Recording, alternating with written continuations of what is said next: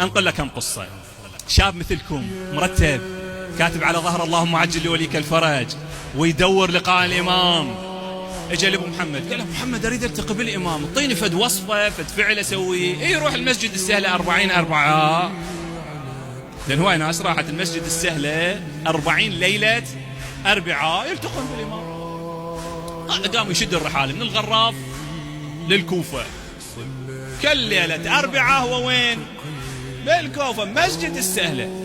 زين 40 ليله اربعاء 280 يوم، يعني 10 اشهر الا شويه، حارها وبرتها ومخاطرتها وخسارتها. كمل 40/4 ما التقى بالإمام. قال بعد من الظاهر ما مفيد، خل ادور لي واحد غير ابو محمد. راح الواحد قال له يا بارد التقي، قال له اي بسيطه، هذا ورد سوي 6 اشهر راح يصفي قلبك ويطهر نفسك ان شاء الله تلتقي بالإمام. اما هذا قام يسوى هذا الورد.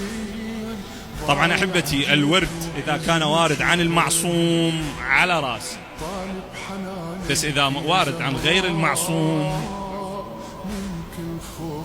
ما نشتري فلس ما نشتري، نريد من المعصوم. طب المعصوم يدري لو ما يدري، يعرف لو ما يعرف.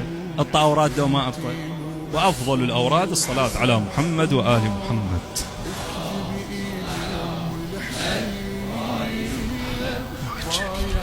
فهذا خذ الورد 6 اشهر، خلصنا ال6 اشهر صار عنده صفاء، بس هم ما التقى. قام يسأل يابا ماكو واحد قريب على الإمام يقدر يدليني يقربني خطوة على الإمام؟ قالوا له اكو واحد فلان مكان هذا ملتقي بالإمام، روح لعسى ولعل يقدر يدليك. فراح له قال له بابا انت وين تسكن؟ قال له بالغراف. قال له تروح المشهد تبقى هناك 40 يوم، ورا ال40 يوم راح يجيك واحد ياخذك الورد. هذا هم شد الرحال مشهد، داين من نام ربعته وكذا وباع موبايله ومشد الرحال. لا مشهد أجر له بيت 40 يوم، قام هذا صلاة وعبادة وزيارة مولاي الرضا وكذا. بليلة ال40 اجا واحد قال له فلان تريد تلتقي بالإمام؟ قال له قال له باش تروح للسوق الفلاني تسأل على حج فلان تلقى الإمام يوم. هذا ثاني يوم قعد الصبح راح للسوق سأل على المحل مال الحج، قالوا له ذاك.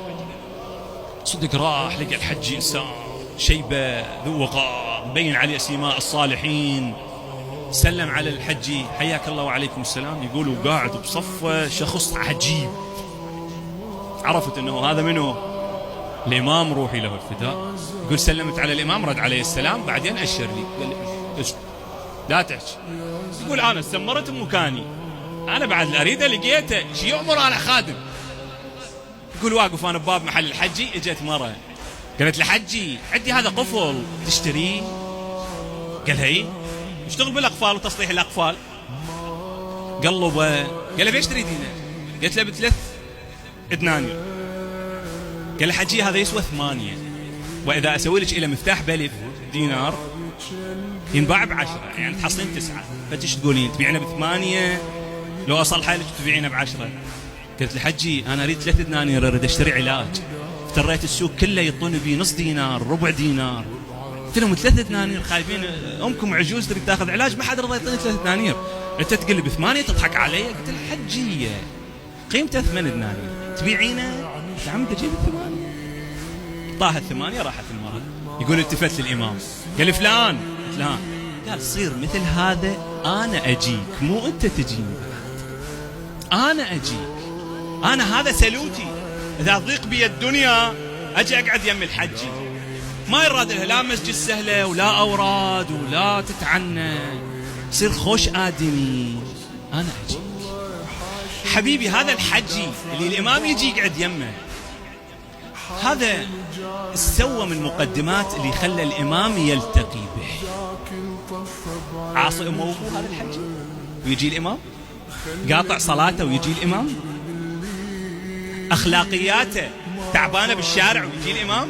لو هذا كامله افعاله، اخلاقه تمام، عقائده تمام، فقهه تمام، وضوءه وصلاته مضبوطه وفق الموازين، استأهل ان يكون جليسه الامام. هذا التقى مع الامام بالفعل، فلقاء الفعل ادى الى لقاء شنو؟